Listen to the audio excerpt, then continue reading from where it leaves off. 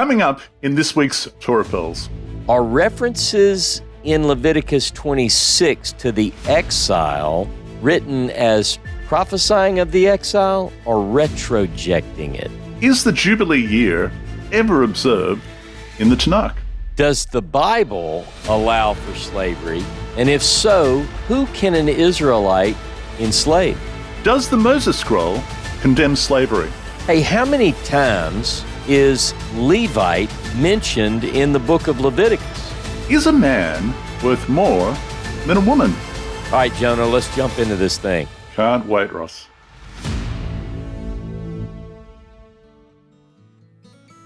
G'day, dear viewers, and thank you for your company once again here on truth2u.org. That's truth number 2 letter u.org. I'm Jono Vandor, and joining me from Louisiana, the Horeb Institute, is the author of the Moses Scroll, Ross Nichols. G'day, mate.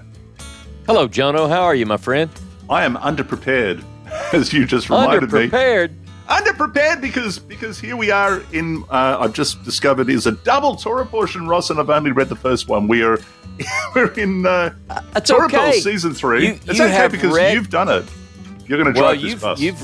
But you've read these all these years. And listen, here's the good news, boys and girls. We're almost out of Leviticus. Oh, my word. I mean, we are almost. And I love Leviticus. I've said this, but man. You and I both, Ross. A lot of people love Leviticus. But look, let me just say, Numbers, we start Numbers next week. So if anybody wants their Torah tablet, they can get that. But I'm ready to jump into this thing, Jono. Link in the description, Ross. People can just go. Absolutely. There it is. Get your Torah tablet. Numbers, you have time to get it because this is the last Torah Pearls program that we're doing on Leviticus. Almost makes me want to shed a tear. But we're starting in chapter 25, Behar. And then what, Ross, in chapter 26, Behar-Bechukotai. Okay, right. And I have read it, but it's just yeah. It's going to come. It's like riding a bicycle. And we have riding a bicycle. We have, fortunately, as well, to help me along, our AI critical scholar, Ezra. Shall we do just Behar? Ezra, give us a summary of Behar from a critical scholar's perspective. Welcome back to Torah Pearls. Today we're looking at Parashat Behar, a compact but weighty section in Leviticus, and oh boy, does it pack a punch. We're deep in the priestly source here, squarely in the holiness code, and everything smells of structure, land ethics, and divine authority. So what's on the table? The big one, the Shemitah, the sabbatical year. And then scaling up, the Yovel, or Jubilee. Every 7th year, the land rests, and every 50th year, it's a total socioeconomic reset. Land returns to original owners, debts are released, and even Hebrew slaves go free. Now, if you're coming at this critically, you can't help but notice this is more utopia than history. There's no evidence this Jubilee system was ever practiced historically in ancient Israel. And from a documentary hypothesis standpoint, this material almost certainly comes from the priestly writer, post-exile, casting an idealized economic and spiritual order that contrasts sharply with the chaos of exile and earlier monarchy. The whole point? The land belongs to Yahweh. That's repeated like a drumbeat. Humans are merely sojourners, and the theological message is sharp. Justice isn't just interpersonal, it's woven into the soil, the calendar, the economy. So when you hear Behar read in synagogue, think less about ancient agriculture and more about a priestly vision of cosmic equity. The land itself gets Sabbath. The oppressed get release. It's radical and almost certainly aspirational. Jumping right off of this introduction to Behar, I had in my notes the same way that it sounds like Ezra was kind of bringing things, and it's Leviticus 25:23. If we can start there, just that one verse from the ASV, and the land shall not be sold in perpetuity, for the land is mine, for ye are strangers and sojourners with me. And, that's one of the things, particularly from the priestly writer, that we do see, it's not guaranteed. You're staying in the land, whether you be the 7 nations or however many, depending on which text you read. If you're one of those Canaanite nations, that you're not guaranteed that you can stay there. In fact, you're going to be vomited. The land will vomit you out, is the way it puts it. And neither is Israel promised. This is very clear. Would you agree with that assessment? Yeah, that is the way that it comes across. It's almost like God is leasing it to them. It's his. The land is mine, and if you behave yourself, I'll let you stay there. That's right. That's right.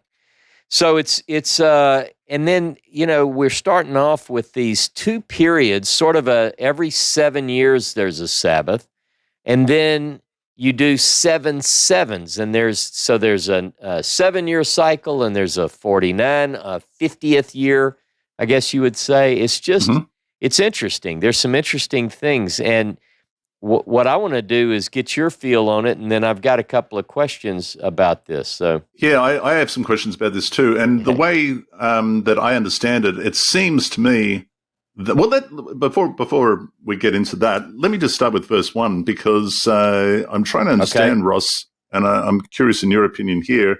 Where are we? I mean, it says the Lord spoke to Moses on Mount Sinai. So are we to understand that this is?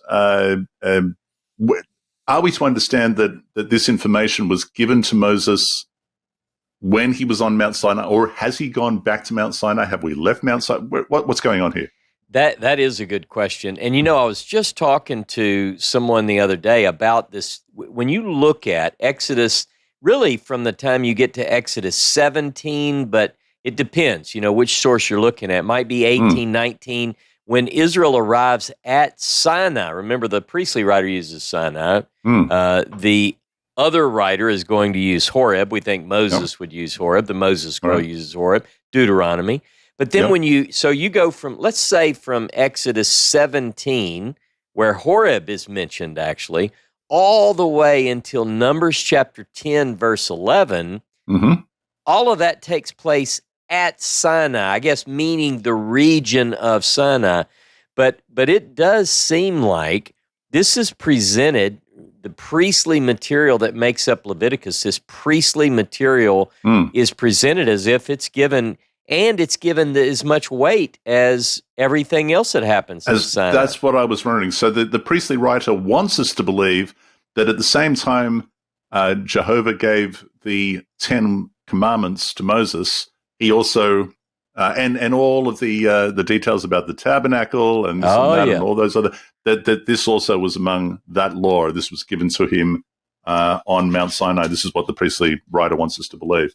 And remember, dear viewers, that what we have, if you look at the other sources, not P, but if you look at the other sources, the biggest thing that happens in the Pentateuch is that God communicates the 10 words, Aseret HaDevarim, to an assembled group of his people. But P doesn't have that. For P, the crowning achievement, the most important communication from God to Moses, to ultimately the people of Israel, is the idea of this priestly caste and the whole cult system. Interesting. It is interesting. Another thing that strikes me, Ross, is verse 2. Speak to the Israelite people and say to them, when you enter the land I assign to you, the land shall observe a Sabbath of the Lord, a Sabbath of the Lord, or a Sabbath to the Lord, depending on what have you got in your Torah tablet there? Let's see. In the ASV 25:2, one second, it says, let me open back up to 25:2. And speaking of the children of Israel, and say unto them, when ye come into the land which I give you, then shall the land keep a Shabbat unto Jehovah. And in Hebrew, that's what it is, Shabbat, Shabbat LeYehovah. And what follows from here seems to be applying to the years that which is applied to the days. So you have 6 days, and then the seventh day is Shabbat. You have 6 years, and the seventh year is the Shemitah year, right? And then you have 7 of those, 49, and then the 50th year. And it seems like doing with Shavuot, with the weeks, is what's being done with the years. And as Ezra pointed out, there is no mention of Israel ever having observed the Yovel, as there is no mention of Israel doing Yom Kippur or Yom Teruah. We can add this to the list. What are your thoughts there? I tell you, that's one of the things over the past couple of years since I've really been looking objectively at these texts, it really strikes one when you find that the major festivals of the calendar, the Hebrew calendar, which clearly by the time you get into the late biblical period, post-exile, Second Temple period, for instance, clearly these are kept regularly. But I'm finding it very difficult to find these festivals in the earlier period, in the First Temple period. Let me also say this. You may be getting to this, Jono, but when we look at the Yovel, the Jubilee as it's translated most often, you do get some text, Exodus chapter 23, verse 10 and 11, and Deuteronomy 15, both deal with this every 7 year, the Sabbath of release, if you will, but they don't mention the Yovel, which is odd. It's like it's like these other sources don't know of the Yovel. Now, is it mentioned anywhere else in the Pentateuch, to your knowledge? Not to my knowledge, and it suggests an evolution of theology.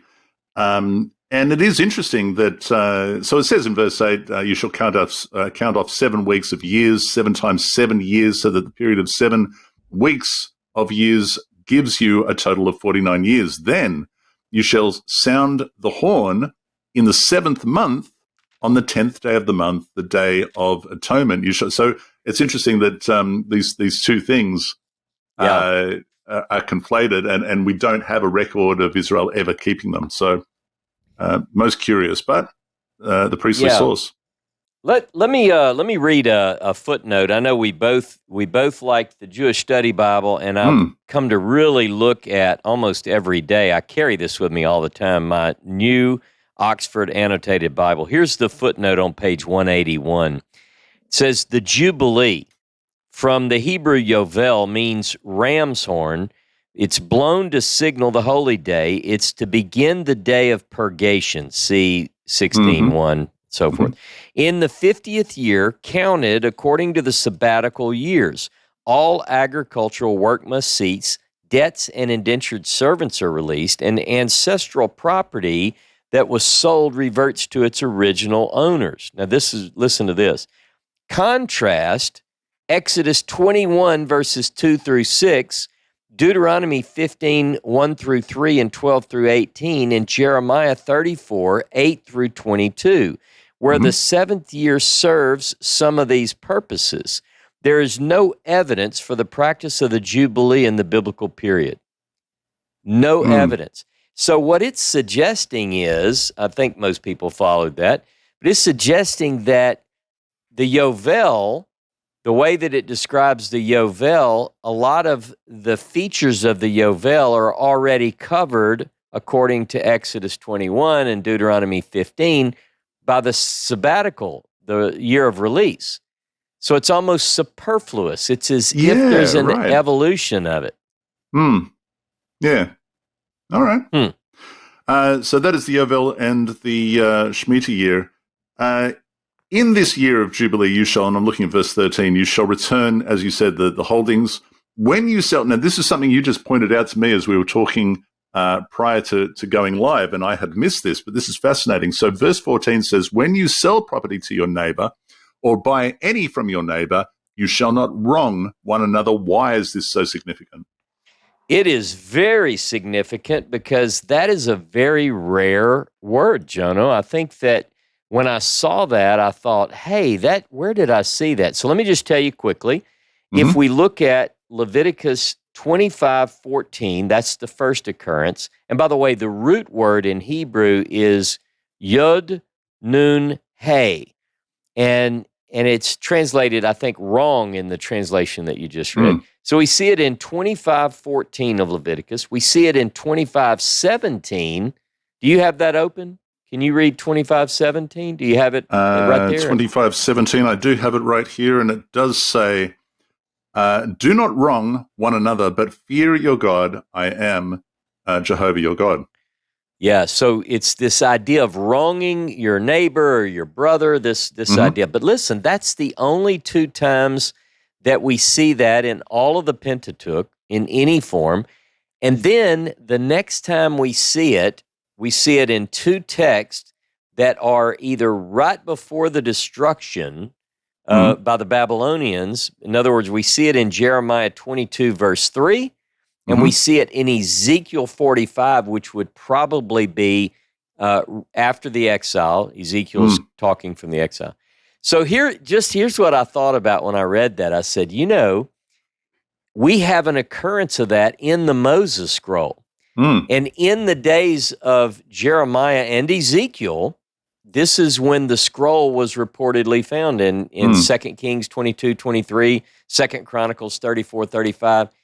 What if they heard that word and they're talking about wronging, there? Do you have the Moses scroll? I do, handy? and the interesting thing about it is it's not just the word, but it is the blessing and the curse, which is so significant. And what, again, just to remind everybody, we're dealing with property, buying and selling property, and not wronging one's neighbor is basically what it's saying. And so the word that is that this corresponds to or finds commonality with is in EC 8 of the Moses scroll. You shall not, and I think this is the sixth commandment, you shall not steal the property of your brother. I am Elohim your God. The corresponding blessing to the sixth commandment, I'm just scrolling down, is blessed is the man who does not wrong his neighbor. Right. And so there you have it there. The corresponding curse of the sixth commandment is, let's see, blessed is the man who, blessed is the man, cursed rather, is the one who moves his neighbor's land boundary. So again, that's equivalent to stealing land from your neighbor. So these are all related, obviously, and it seems to be reflected in verse 14 here. Yeah, so and, well spotted. And just to make that point, I think everybody followed that, but just in case, because I had to think about it, you and I really spent a few minutes on this, but let's just look one more time, Leviticus 25, because it, in context, like you made the point, it has to do with property. So if you look at verse 13 of 25, in this year of Jubilee, you shall return every one of you to your property. So then it has to do with verse 14. When you make a sale to your neighbor to buy, you shall not cheat one another or wrong one another. So it clearly is, it's a very interesting connection. The fact that the Moses scroll contains this word, which is so rare. Now, it doesn't mention Jubilee, interestingly enough, but remember what the footnote says in the New Oxford Annotated Bible. It's like the earlier sources don't mention the Jubilee either. That's sort of an evolution of things. And we have no evidence of anybody ever keeping the Jubilee. Yeah. One thing I was going to ask you, do you remember back in your prophecy days, have you ever heard anybody talk about this? In Genesis, where it says, God says, the days of man will be 120 years. Yeah. I shall not contend with man forever, for he is flesh. His days shall be 120 years. And what do the rabbis do with that? How do we understand that, or prophecy buffs? I do recall that some said, this is probably referring to the Yovel, the Jubilee year, every 50th year. So you multiply 50 by 120 is 6,000, and so the history of man shall be 6,000 years, and then what? It's like a week. It's like a week of millennia. So you have 1,000 years. Yeah. And then you got Psalm 90, verse 4, 1,000 years is a day, and a day is 1,000 years. So all of us, me included, we said, okay, so you've got 6 days for man to work, and the seventh is the Sabbath. That's the millennium. That's what everything is working towards. So interesting stuff. It is. It absolutely is. Now don't leave 25. Or you weren't going to leave 25 yet? No. Okay. We've got so much to talk about in 25. All right. Okay. I'll let you. Is there anything else you want to bring out before we get to verse 39? Yeah, let me throw a couple of things in there. The first thing is, where I want our viewers to type in the comments, how many times do you think the word Levite or Levites is used in the book of Leviticus? Remember, it's named in English, it's called the book of Leviticus. In Hebrew, it's Vayikra, but it's called because it pertains to the Levites. Blew my mind. Absolutely blew my mind when you told me this. So we're looking at verse 33 and of chapter 25. And I think it blew your mind and thought, no way. It did. And when you told me, I'm like, what? But we refer to this book as Leviticus. And of course, in Hebrew, Vayikra, but that's the beginning of the book. And what's going on here, Ross? What are you about to tell us? Come on. So here it is. Let me read it. 25, 32, and 33, just to give you this context. It said, as for the cities of the Levites, which you can also find in Numbers 35 and Joshua 21, the Levites shall forever have the right of redemption of the houses and the cities belonging to them, such property as may be redeemed from the Levites. Houses sold in the city belonging to them shall be released in the Jubilee, because the houses of the city of the Levites are their possession among the people of Israel, and so forth. And Jono, listen to this footnote. This is what I read and I told you about because I was very surprised. Cities of the Levites. This is the only mention of Levites in the book. And I said, there's no way. There's no way. And I did the search, and sure enough, that, my friend, is the only time in those two verses that Levites appear in the book of Leviticus. That does blow my mind. And let me ask you this question, because I wonder if you did this search. Is a Levi mentioned? I don't think it is, because I did the search. And it's remarkable. So while we are absolutely smothered in the themes of Aaron and his sons, and the priests and the high priests and this, that, and the other, the Kohanim, we only have Levites mentioned, the word is mentioned, 3 times? Or maybe 4, but verses? It's just in those 2 verses. That's right. And by the way, verses. Since we're there, I just pulled it up. I want to see if Levi or Levi, and Jono, the answer is, it does not appear in the book of Leviticus. Blows my mind. And so my next question is, and this is, I'm just asking for your speculation, does this suggest then, Ross, does this perhaps reflect the idea that there were competing priesthoods, that maybe we should be referring to this book as the Aaronide priests instead of Aaronites instead of Leviticus? I'm going to tell you, it reminds me of something that I learned from Barry Page. Honestly, Barry has this elaborate system that he's come up with. Our buddy Barry was just at the conference. And one of the things that he points out is this distinction. Now, others have pointed this out as well, just to be fair. But here's the thing. When you get to Deuteronomy, you don't have this sons of Aaron, the priest. That's something you see in the priestly pen. You see it in E. You see it in P. You do not see it in D.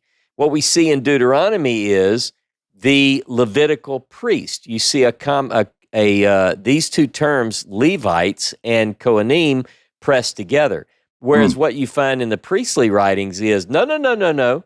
Levites are a different thing altogether. And one thing, and the Kohanim are another thing. That's right. And in order to be a Kohanim, you must be a son of Aaron, and so forth. But this suggests, very, very likely suggests, that there is still some flexibility in these terms. I think it's quite fascinating. And like I said, in fact, the only thing that you do, when you get to Deuteronomy, the only time you see Aaron, there are only 2 times, twice. Once when Moses says that God was so mad with Aaron he wanted to kill him. Going to kill him, yeah. And the other is when it gives the place where he was buried, and it gives the wrong place, or it gives a different place, right? Quite right. And of course, none of that is mentioned in the Moses Scroll. There is no Aaron in the Moses Scroll. It is fascinating that there's a great effort to equate Aaron with the same sort of authority and importance as Moses. Yeah. Yes, quite telling. Wow. So I am Interesting. surprised. I am surprised. Anything else before we get into slavery? No, I think there's only one other thing, and just for people to have in their notes in their Torah tablet, they go back and look at it later. In 25:29, Leviticus 25:29, backing up a couple of verses, it talks a little bit about walled cities and so forth. And just remember, now I know most people would say, yeah, it's just saying when you go into the land and you have cities that are walled. But they certainly don't have cities that are walled yet. They're living, according to the narrative chronology, they're living in the desert, in tents, and they've got a long time to go, because if they're still at Horeb, if they're still at Sinai, as a priestly writer puts it, we're only like in year 2. Because remember, from Exodus 25 to Numbers chapter 10, verse 11, that's roughly 1 year that they spend at Horeb Sinai, and the rest of the time, they still have a long ways to go, because they go to Kadesh Barnea for a long time, right? 38 years or whatever. And that is curious, by the way, Ross. It just pops into my head that I think in the Moses Scroll, correct me if I'm wrong, it does make reference to walled cities, but walled cities that they actually captured. And as I recall, it was when they captured the Bashan from Edrei, from Selakah to Edrei. And it's 60 cities, right? Isn't it say it's 60 cities? Something like that. And some of them which were walled and so on and so forth, but they're now in their possession. So, yeah, there you go. So 39, let me read this. So 25:39. If your kinsman under you continues in straits and must give himself over to you, do not subject him to the treatment of a slave. Well, what is the treatment of a slave, Ross? Treatment of a slave. Treatment of the slave. He shall remain with you as a hired or bound laborer. Okay, so this is a different thing. He shall serve with you only until the Jubilee year. Then he and his children shall be free from your authority. He shall go back to his family and return to his ancestral holding. For they are my servants. This is God speaking, which this is Jehovah speaking, which I understand. Whom I freed, I have in the Jewish Study Bible, but I think it says whom I brought out from the land of Egypt. They may not give themselves over to servitude. So let's stop there for a second. Okay. Let me understand. I'm sorry. Yeah. Let me understand. Is that saying that a Hebrew, an Israelite, can become a slave to another of that family? Or yes. Okay. And also no. There seems to be we're dealing with at least 2 definitions of servitude here. Okay. And what seems to be said is when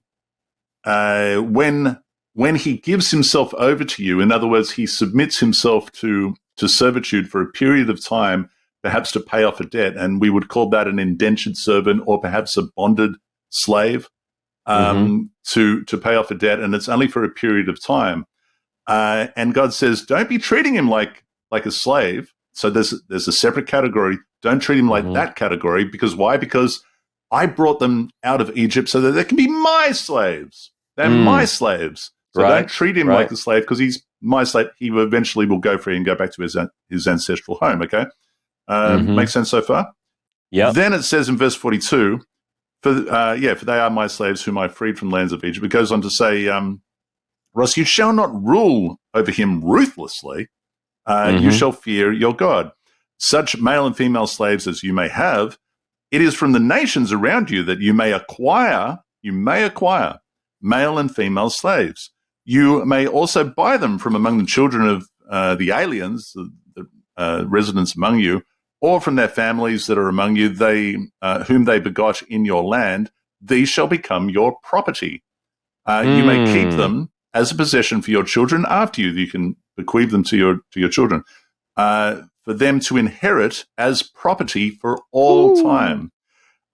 Such you may treat slaves. You can treat them like that, but as for an Israelite kinsman, you shall not rule ruthlessly over one another. So clearly what is being said here is that if you may buy foreigners as slaves. And they're your property then? Not only are they your property, but you may treat them ruthlessly. But just don't do that to an Israelite. If an Israelite owes you if he has a debt and he sells himself into servitude or volunteers himself into servitude, then just be nice to him. He's got to go back to his ancestral land eventually. Let him pay off his debt. Treat him nicely, not the way you treat the foreign slaves, Ross. Yeah, that's interesting. And this is an uncomfortable topic, even in 2025. One of the things that I've heard a lot of people say is, back in the U.S., back in the days where slavery was really a big part in the U.S. and very hotly debated even back then, there were people who were abolitionists who used certain texts in the Bible to advance their cause. But there were also people who owned slaves, and they used biblical texts to support their cause, to advance their particular stand. And I've not done a major study to see which verses they use, but I guarantee you that some of these are those verses that they would use to advance the, hey, I can have slaves. But what we tend to do, I think a lot of people tend to whitewash the text of the Bible and cleanse it such that a lot of people will say, well, listen, the only reason slavery in any form was allowed for any period of time, it was a weaning process. And ultimately, the goal is that, if you have to treat them so well and do all these things according to these rules, then why even have a slave, right? Until ultimately it advanced freedom in that sense. But there are beautiful, beautiful texts in the Bible which can be used to suggest that God does not want slavery in any way. How many times do we read in the biblical text, remember, don't do this because you were a slave in the land of Egypt, and so there's this idea. Yes, right? There is, but it's a different word, right?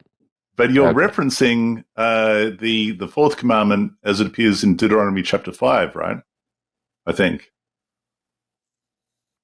Is that right? I'm using the various texts that say, like in Exodus 22, I believe is where it says, don't mistreat a stranger because you were a stranger in the land of Egypt. Same thing, which is the same thing. Not only stranger, but you were a slave or whatever.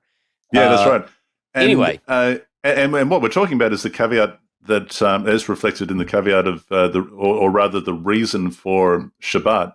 As reflected in Deuteronomy chapter 5, but not so much in Exodus chapter 20. And the Moses scroll does agree more with Exodus chapter 20's reasoning for Shabbat, that God created in 6 days and then he ceased on the seventh day. Therefore you shall cease on the seventh day. But Exodus chapter 5 says, you got to rest on the seventh day, and just remember that you were 5, Deuteronomy 5, that you were you were slaves in Egypt, so make sure that your slaves get to rest as well. Well, it's implied in the Moses scroll, but here's the controversial thing, Ross, is that the Moses scroll does not object to owning slaves, and so there is a number of key verses, and it begins like this, if I may. Let me see if I can get through these quickly, because apparently we've got a few more chapters to go. I am Elohim, your Elohim. This is the first. This is the introduction to the 10 words. EB1 for those who want to follow it. Who liberated you from the land of Egypt, from a house of servitude? So the first question is, well, who is being liberated and from what? And the answer, of course, is Israel is being liberated, and they're being liberated from Egypt, the house of servitude. The house of Eved, right?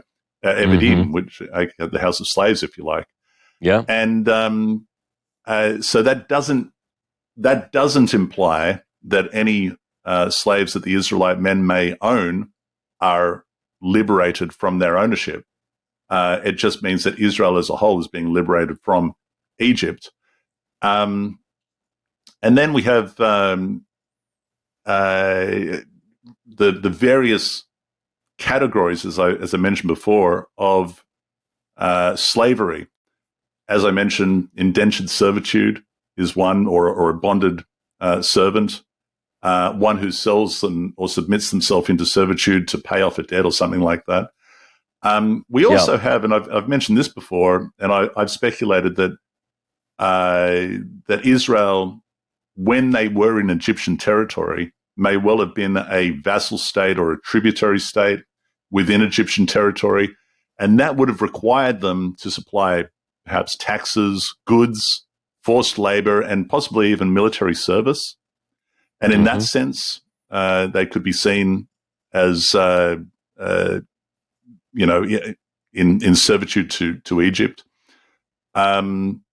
If the Egyptian territory, as I've mentioned before, if that territory was between the Wadi of Egypt and south of Wadi Gerar, where Isaac was said to be stationed in Genesis, it would have been particularly taxing, Ross, because anyone heading south, Egyptians heading south down to the Nile Delta, this is probably going to be their last service station, if you like, the last pit stop. You've got to stock up your supplies before you head down, because there's nothing but desert, dry desert before you get to the Nile Delta. It's like going to Biblical Tamar. You have to stop at that last gas station before That's right. It's like that gas station. It really, really is. If you're about to head north from the Nile Delta, by the time you arrive to this particular area, your supplies are going to be depleted, and you're going to hit that place hard and demand anything that they have. So it would have been really taxing, I think, if they were in that area that Genesis places Isaac. The Sabbath commandment, as it appears in the Moses scroll, it says, 6 days I made the heavens and the earth and all that is in them, and I ceased on the seventh day. Therefore you shall cease also, you and your animal and all that is yours. Now there's no mention of an Eved there, but it does say all that is yours. So what is all that is yours? And we find out in ED6. ED6 says in Moses scroll, you shall not desire your neighbor's woman, his servant, his maidservant, or anything that is his. So here's a list of his possessions: his woman, his servant, his maidservant. The corresponding blessing to that one clarifies even further. It says, blessed is the man who does not lift his eyes towards the property of his neighbor. And the corresponding curse, it said, cursed is the man who lifts his eyes to his neighbor's woman, his house, his maidservant, or towards all that is his. So this is just sort of explaining things that are the man's property. Male and female slaves are considered his valued property, who are also required to cease work on Shabbat. And so the next question is, well, are these Israelites that are indentured, bonded servants to fellow Israelites, or are these foreigners? We don't have that information in the Moses scroll. Yeah.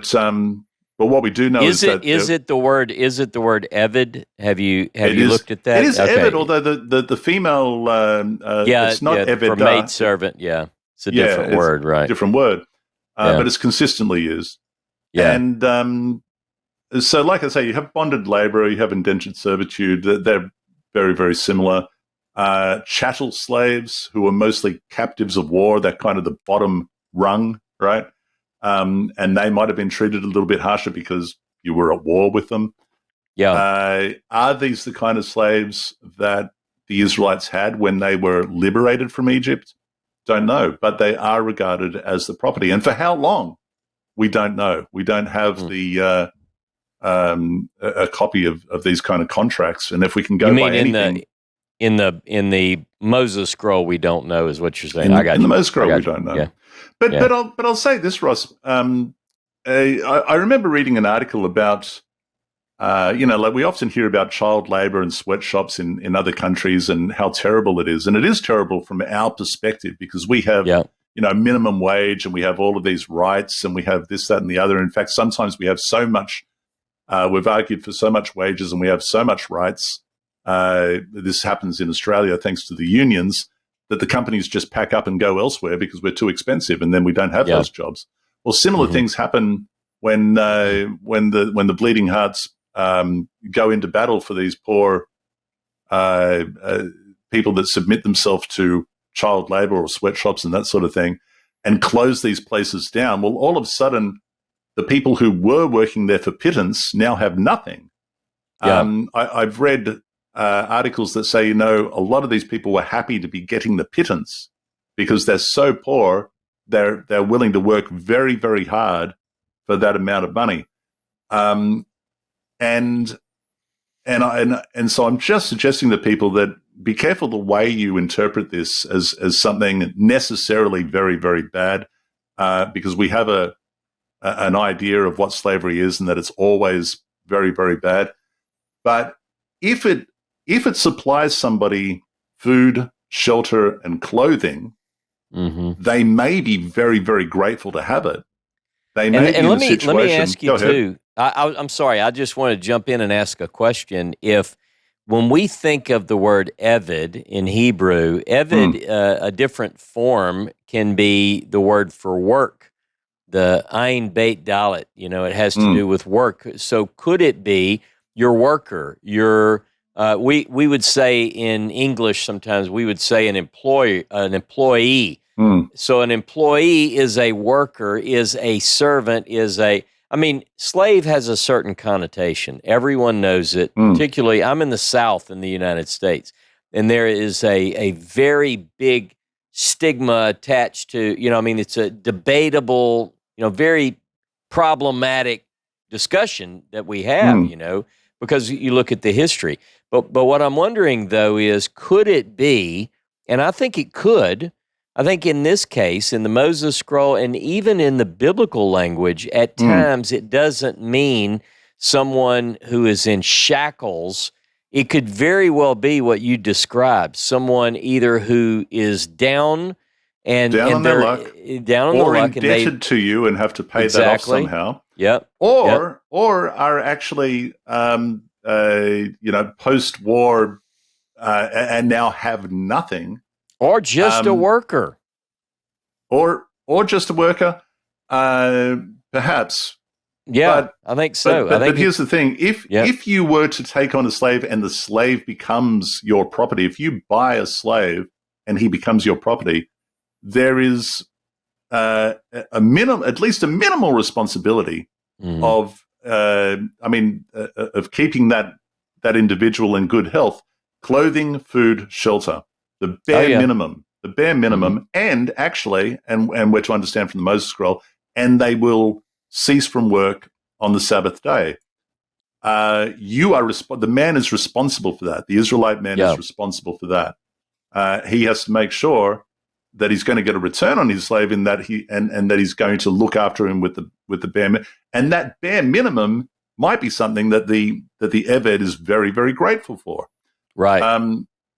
So there is that. Now, I know people are going to go now to the Baal Peor situation, and we will talk about that in greater detail when we get into the Book of Numbers, because it appears there. Suffice to say that it does say at the end, and the Israelites captured from them many captives after they battled the Midianites. So they brought captives back. There's another way to interpret that, and it might say, and they returned many captives, as if to suggest that perhaps Israelites were taken captive, and the Israelites battled the Midianites and brought them back. So and there's another way. So there's hang another on. way. So sort of like where, according to Genesis 14, where Abram goes and does battle to free up the captives of his household, right? Okay. Yeah. That's a possibility. And there is a third possibility, which we'll go into more detail when we get into Numbers and we come up to the matter of Peor. But it may be, just for those who wish to think about it, it may be a honey trap by which the Midianite men sent their Moabite wives to go and get drunk and seduce the men of Israel and steal their seed, so to speak, as we see, oddly enough, in the story of Lot and his two daughters, which the book of Genesis wants to tell us this is the origin of Moab. Yeah. And that may have been a way to secure or coerce some sort of security. But we'll talk about that in more detail. But in any case, that might have been the reason why Moses said we need to go and battle the Midianite men and capture the women that you hoard with, perhaps. Yep. for that reason that now carry your seed. Well done. I don't know.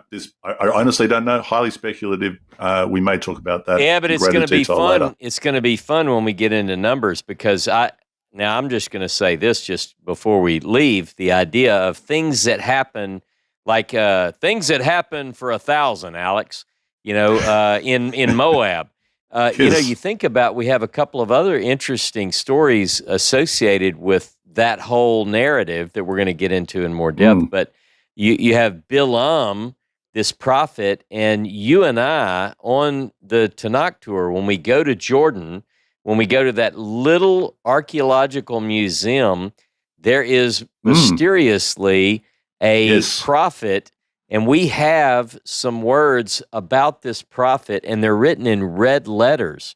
And it dates to, it's an ancient, to the Iron Age at least. But we wonder how much of that filtered into and developed into a story of a Bilam that we see in the book of Bamidbar, Numbers. Yeah, we've talked about that before. Fun. But one more Moabite woman of great fame, and then we'll have to get off of this, so we have something to talk about in Numbers. But, there's also a Moabitess named Ruth that we'll have to talk about. And anyway, and it is an interesting thing. I'm glad you brought that up, because when it comes in the story of Ruth, right, when it says that she uncovered his feet and lay down, and we're always sort of a wink and a nod and say, well, that's really a euphemism for maybe something else, whatever that might be. But just remember, though, she is a Moabitess, and we know that those Moabites, and then they point to the story of Lot. Yeah, that's right. It's point to the story of Lot and their beginnings and how they started. Well, what if actually that reputation began here in the Moses Scroll? Again, what we might call a honey trap. All right, moving on. Ross, is there anything else that you want to pull out of 25? Man, no, I think 25 is sort of a wrap. We now know all about slaves and who we can enslave if we're in the biblical Israel side, right? Yeah, that's right. But see, here's the thing. Just one more thing I'll say about it, Ross, is that I'm not against it in the sense that I think it's better than a welfare system. I am not for it. I don't think that incentivizing people not to work if they are down on their luck, is a better system than saying, all right, little Jimmy, I tell you what, I'll give you clothing, I'll give you shelter, I'll give you food, I'll even give you every seventh day off, and you come and work for me. And it might be hard work, but I'll take you on. I think that's a much better system than to say, oh, poor you, little Jimmy, here's some money, everyone chip in, Yeah, I hear you. That's all I'm going to say. We need to. I don't think we've asked Ezra to give us a summary of Behar-Bechukotai. Just about to say. So let's do that. Go for it, Ezra. Perfect. Let's keep it rolling. Bechukotai is the dramatic closing act of Leviticus, and if Behar was a priestly blueprint for a just society, Bechukotai is the covenantal contract with all its blessings and curses. We're deep in covenant theology here, and it follows a classic Near Eastern suzerain vassal treaty pattern. Obedience brings prosperity, disobedience brings devastation. The text goes hard on the curses, far longer than the blessings, which already tells us where the real theological weight lies. Critically speaking, this isn't prophecy. It's not predicting the exile. It's retrojecting it. Most scholars date this to the exilic or early post-exilic period, where the priestly writer is trying to make sense of the Babylonian exile. Why did it happen? Israel broke the covenant. It's divine justice on a national scale, and it's not just punishment, it's pedagogical. The land, again, is central. If Israel won't give it Sabbath, it'll take it by force, through exile. So you see this priestly obsession with the land's sanctity continuing from Behar. But don't miss the closing note of hope. Even in exile, if Israel repents, Yahweh remembers the covenant. That's the theological safety net. Judgment may be brutal, but it's never the last word. So in this double portion, you've got idealism in Behar and realism in Bechukotai. One lays out the dream, the other explains the nightmare, and still holds out for redemption. You know what's interesting about this blessing and curse? What's that? Doesn't mention blessing or curse. The words blessing and curse don't appear in Leviticus 26. What we often do, though, and many Torah teachers and people of our type, I guess you would say, will often say, well, we've got Deuteronomy 28 and so forth, and we got Leviticus 26, and you put those together and you have almost a doublet. You have two different stories about the blessings and the curses, but it's only Deuteronomy that uses the words blessing and curse. Here, it doesn't. Now, it could be interpreted as blessings and curses, but certainly those words don't appear. I think that's interesting and should be brought up. And what is also curious, Ross, is it does seem to tell me what you think of this. Do you what we often refer to as the consequences of the blessings, which does appear in Deuteronomy and is lifted from the Moses scroll, seems to be similar to what we're reading here, and maybe that's why that parallel is granted. So it says, if you will follow my laws and faithfully observe my commandments, I will grant your rains in their season, so that the earth shall yield its produce, and the trees of the earth and the field of the fruit, their fruit, and your threshing shall overtake the vintage, and your vintage shall overtake the sowing, and you shall eat your fill of bread and dwell secure. There are some overlays, I think. I think you would agree. Yep. I will grant you peace in the land, and you shall lie down untroubled, and so on and so forth. Your enemies, shall fall before you, and so on. There's certainly some parallels to be made with the consequences of the blessing.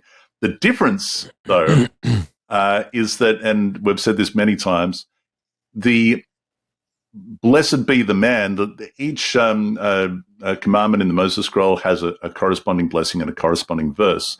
The corresponding blessings begin with blessed be the man who. And there are 10 of those. We don't have those in the canonical text, because the canonical text does not want us to know, or doesn't want Israel to know, that they can be blessed simply by observing the 10 words, that God will divinely govern these blessings upon them if they will stick to the conditions of the contract. Here, what we have in Leviticus is a whole, as we just pointed out at the beginning of 25, God said to Moses, still on Sinai, right? So this is all very, very divine law. This is in addition to everything that's already been said. And therefore, that is the body of text that it's referring to when it says, if you follow my laws and faithfully observe my commandments. So it's saying all of this stuff, you have to faithfully do all of this stuff. And then if you do all of this, according to our the temple system and the sacrificial system and the Kohanim and so on and so forth, then God is going to do this for you. And so the requirement upon them is much greater. And the other thing that I notice about this, Ross, is that, and Ezra points out as well, is that the list or the consequences of blessing for their obedience to all of that body of law is much shorter than this enormous and what Ezra refers to as a nightmare of curses that befall them if they do not. Your thoughts? Yeah, I was going to say, I've noticed and I first really paid attention to this years ago when I first got Friedman's commentary on the Torah, and he points out both in Leviticus 26 as well as Deuteronomy 28, that went 27 and 28 through that whole story, the narrative, that the curses are much more. There are much more curses than there are blessings. And the question becomes, is that because you need more curses because people aren't so moved by the curses, or, what's the reason there? Now, that's one thought that I have. The other thought that just struck me as you were going through some of the comments that you made, I like what Edon Dershowitz says when he talks about this, either in personal correspondence or whatever, or when he's writing, he'll say the 10th blessed man. In other words, you have blessed is the man who, blessed is the man who. And so when he refers to the blessings and or the curses, he will often say it like that, the such and such blessed man. Right. And I think if you and I talk about this all the time, but if you have a system that has a word a statute, a point that's engraven in stone from God, and then you have a supporting blessed man and a cursed man as a consequence of their adherence or lack thereof. I think that it really makes things make a lot more sense. So I like to think about that. Yeah. They bring adherence to these, bring blessing, and to ignore them or to work against that or to just not do them, then that brings a curse. It brings a curse, but again, each blessing and each curse corresponds directly to its Hold on. to its commandment. Hold on, you're chopping up here. So let's give it a pause for a minute. Mm-hmm. You're crystal clear. Your video is real choppy, so. Oh, really? Yeah. Okay.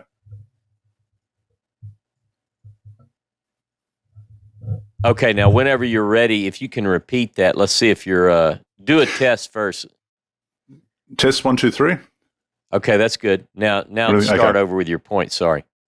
Yeah, and just to repeat the point once again, that each blessing and each curse does correspond to a particular commandment. And so to your point, it's just very, very simple. Literally count them on your hands. So as opposed to this. Now, this reminds me, and just refresh my memory, Ross, when it is reported that they found the scroll of the Torah of Moses in the temple in the days of Josiah, were they not, or are we not led to believe, at least in the text, that they were overcome by the amount of cursing that was involved in that text? Is that?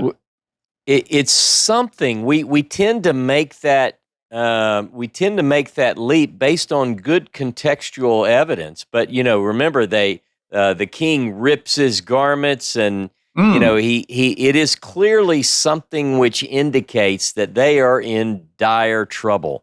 And so many people assume that it is a Deuteronomic text, and perhaps the garment ripping takes place when they hear the curses of Deuteronomy, not so much the other.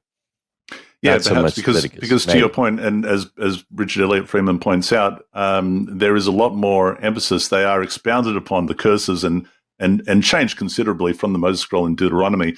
But I think the reason for that, because you asked the question, is to incite fear in the hearts of the people that, oh my word, if you don't do all of this sacrificial system, everything to do with this massive body of law, now that the institution of Judaism says there's 613 commandments, if you don't do all of this, then this is what is going to befall you. And there really is just a horrific list of sevenfold curses. Everything is sevenfold, Ross. What is that?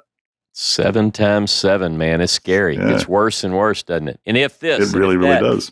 Look, a lot of people, particularly those that are deciphering some prophetic text, they'll bring that in and they'll work out some math. I've seen people. Look, these people get creative on interpreting these prophecies, don't they? A lot of that. You have to be better at math than I am.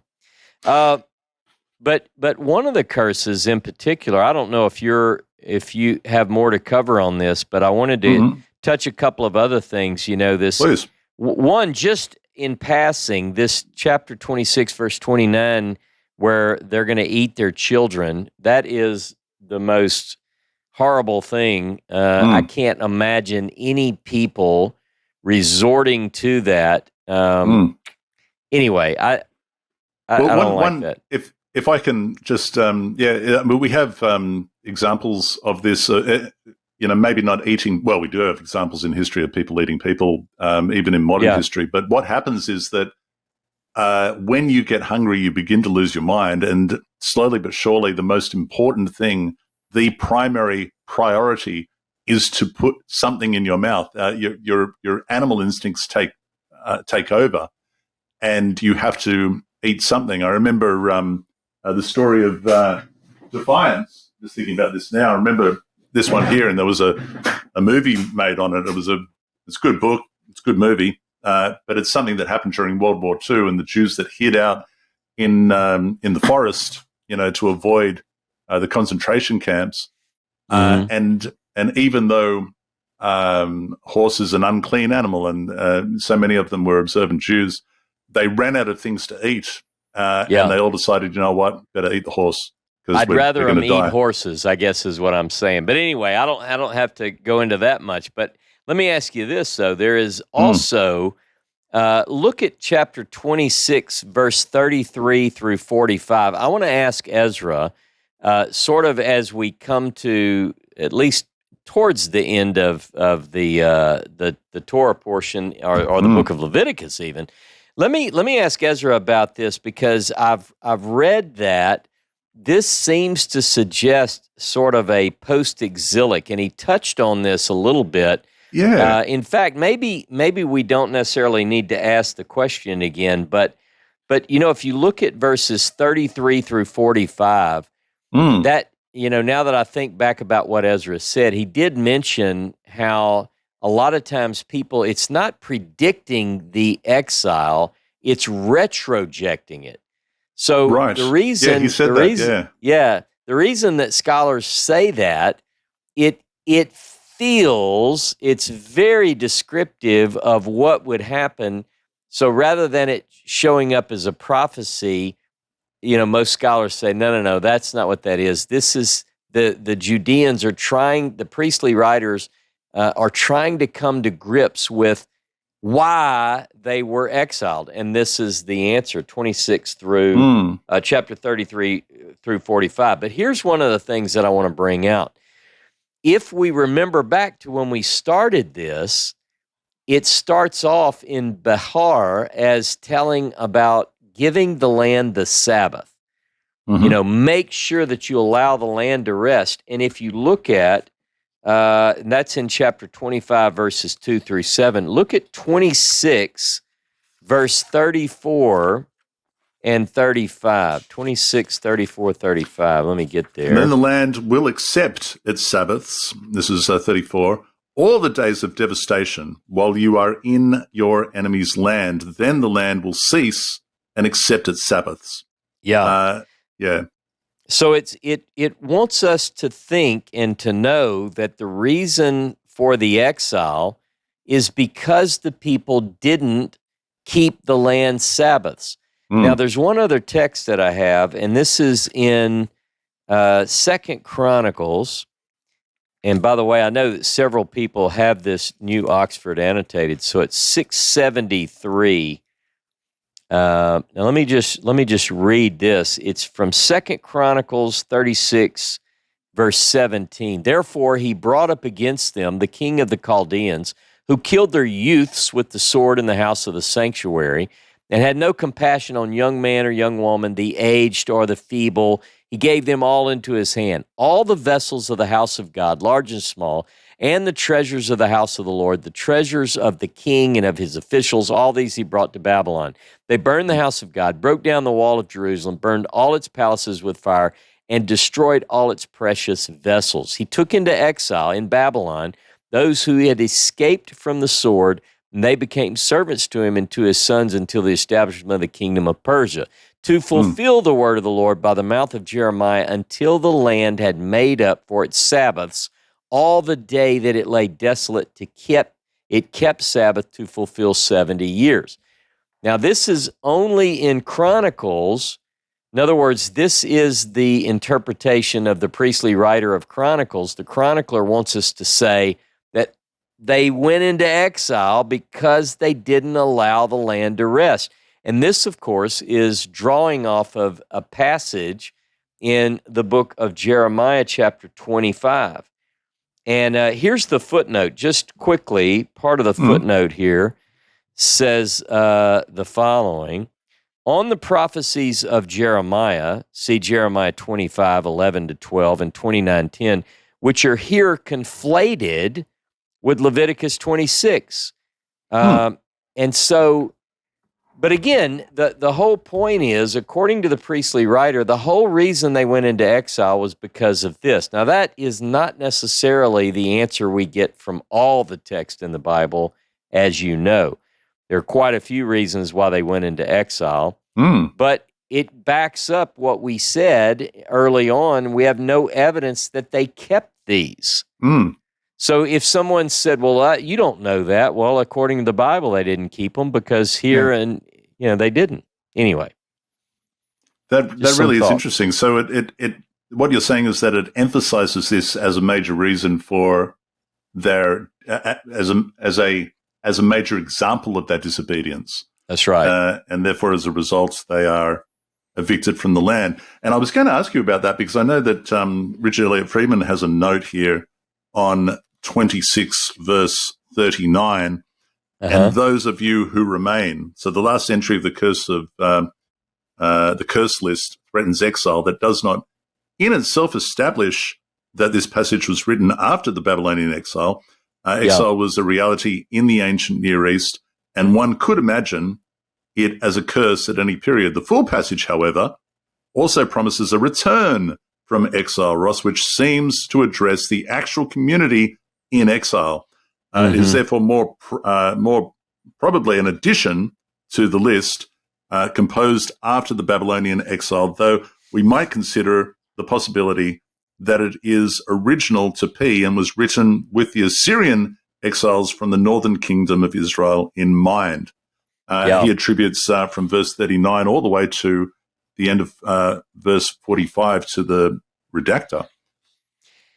Yeah, and I tell you, when I first read this, a lot of the academic stuff doesn't really bother me, but I can tell you that it was more troubling to me when I read that the thinking of some of the great biblical scholars was that in Deuteronomy 4, where it talks, for instance, about when you're scattered to all the nations, and Deuteronomy in the latter end of Deuteronomy, and also in Leviticus, that when they suggested that was late, like a revisionary text into an earlier body of material, I didn't really like that because, to me, it felt like they were just saying, well, you don't even believe that there could be prophecies? Come on. I mean, so that bothered me, but I'm still, the jury is still out for me, but I tell you, there is a lot of overlay in the way that it describes the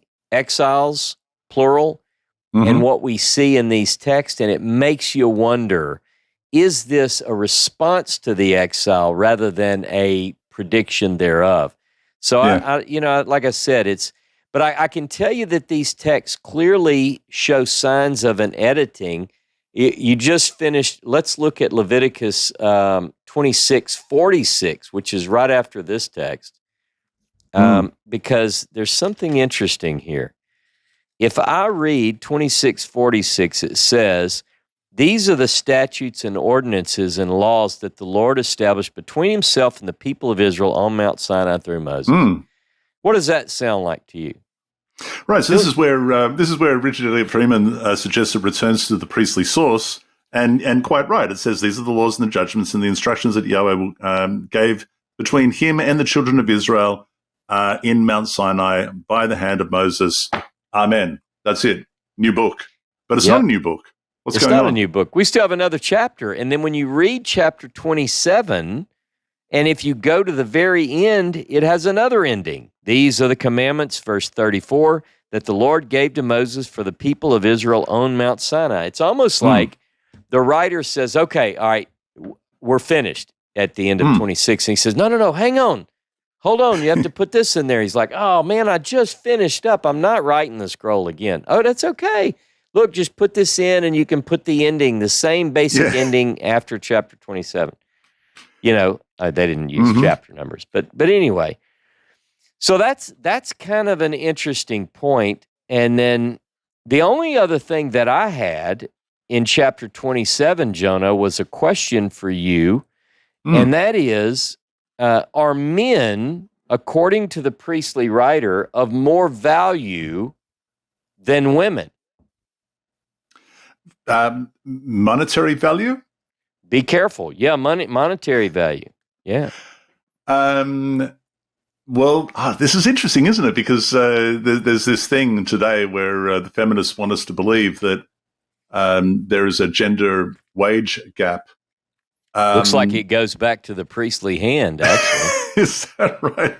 Yeah. What do we have here? Okay. Listen to this. So chapter 27, well, you want to read it? Let me answer the question. Before we even read it, let's see if I can get myself into some trouble here. Okay. Oh, I'm sure you can. Generally speaking, obviously, biologically, men are different to women. We're larger, we're stronger. Therefore, perhaps our labor is worth more because we can achieve more physically. In that sense, I'm going to say yes. Because why? Because law enforcement and enforcement of borders and war and so on and so forth is, by and large, fought for. That sort of security is fought for by men, and that is worth a lot. That's worth an enormous amount. My daughter, Emily, is a police officer. Emily, if you're watching this, realize that it's Jono that's saying all. Go ahead, Jono. I know what you mean, though. And she's a lovely person, and she's only a little bit shorter than you. So I'm just saying she's small, and she would admit that she's small. Men are large, men are strong. Generally speaking, they are going to be overpowered. Men generally have a monopoly on force, and men are generally the ones that are lent upon to enforce security and protection. In that sense, we are worth more. What about in? Well, there are other examples I could go to. What does it say? What does it say here in Leviticus chapter 27? Okay, so those are some examples. Here's what it says here in 27 verse 2. Speak unto the children of Israel and say unto them, when a man shall accomplish a vow, the persons shall be for Jehovah by thy estimation, and thy estimation shall be of the male from 20 years old even unto 60 years old. That's both of us, by the way. Even thy estimation shall be 50 shekels of silver after the shekel of the sanctuary. And if it be a female, then thy estimation shall be 30 shekels. And if it be from 5 years old, even unto 20 years old, then thy estimation shall be of the male 20 shekels, and for the female 10 shekels. And if it be from a month old, even unto 5 years old, then thy estimation shall be of the male 5 shekels of silver, and for the female thy estimation shall be 3 shekels. And if it be from 60 years old and upward, if it's a male, then the estimation shall be 15, and for a female 10. But if he be poorer than thy estimation, then he shall be set before the priest, and the priest shall value him according to the ability of him that vowed shall the priest value him. So it was sort of a trick question. I just wanted people to think about, what is this, people can dig into to get a full, all they want to read about this if they want to read some of the commentaries on Leviticus, but go ahead. Well, no. Tell us what's going on. What exactly is going on here? What is this valuation? Just unpack this for us. No, I'm not going to get into all the details of it. Not this late in the game. No, it's we've been going a long time. But I mean, have you studied this in detail? Because all I'm saying is, I just brought it up just to get you in trouble. It's just so that you would say. I already told you that I already did Behar. I did Behar. I didn't do, but no, that's okay. Bechukotai. No, come on, 27. What's going on here? What is the experiment that's being conducted here, Ross? It just has to do with the vow, and so if someone is making a vow to the Lord, the equivalent for a human being. Oh, so then we end up talking about Jephthah's daughter and things like that. Is that what we're talking about? Well, I don't think, like I said, if we get into something like that and totally unpack this late in the game, we're going to be here all night. But Leviticus 27, this priestly material and dealing with the vows of persons and animals, here's an example of the note, just to give people something to go on. Vows are promised gifts to God in exchange for divine favor. In the case of vows of humans, oneself or another, an equivalent monetary gift is presented in lieu of human sacrifice, the note says. Calculations are made according to the vowed person's socioeconomic worth. And then it goes into the detail. So it's as if the money is in exchange for the life, which we see elsewhere in the Pentateuchal text, where we see for a life, you'll give this much and so forth. So that, I think that there is quite a bit there to unpack and, more than we necessarily want to get into tonight. Yeah. It's some good stuff, though. But anyway, just suffice it to say that you can stir up a good bit of controversy if you ask the question, which one is more valuable? And well, we've done the estimation. experiment here in recent history, haven't we? When China had the one-child policy, there was the horror of female infanticide in the womb. They would abort the female child because the male child was worth more. It afforded more security to the family, and that's why they did that with that in mind. A great horror and a great stain on human history. I'm sure it will go down, abortion in general. But that's the reason why that happened. But this is interesting. Yeah. Hey, I tell you what, though. I tell you what, I'm really pleased to say. That's a wrap for Leviticus. Oh my word! For this season of Torah Pearls. How does this end, Ross? What is the? We've already read it. Yeah, These are the commandments. We did the ending. It ends the same way the previous chapter ended. The previous chapter does. Yeah. Oh my goodness! Hang on a second. We're jumping over 1/10. Oh, look, tithes and all that sort of stuff. But don't worry, because we do talk about tithes again when we get to Deuteronomy. Deuteronomy, for sure. We'll focus in on that when we get there. But next week is Numbers. If you don't have the Numbers Torah tablet, you can order it today. You'll get it in time, and we will be beginning in Bamidbar is where we are next week. Right. Yeah, a lot of math, Ross. You're not a big fan of math, you keep saying. I'm not. I know it. We're going to be doing that next week. But until then, have a good one. Ezra, take us on out. All right, folks, that wraps our double portion, Behar and Bechukotai. And with it, we close the book of Leviticus. Take a deep breath. We made it through the laws, the land ethics, the priestly ideals, and the covenantal consequences. It's been a ride through sacred space and structured holiness. But don't get too comfortable. We're not leaving the priestly world just yet. Next week, we dive into Bamidbar, the book of Numbers. Think wilderness, censuses, and a whole lot of divine logistics. It's where theology meets the campgrounds of Israel. And yes, the priests are still in charge of the clipboard. If you've enjoyed the deep dive, don't forget to like, share, and drop us a comment. We'd love to hear your insights. Invite a friend or three to join the journey, especially as we start a brand new book. We're heading into the desert, but trust me, the text is anything but dry. See you next week on Torah Pearls.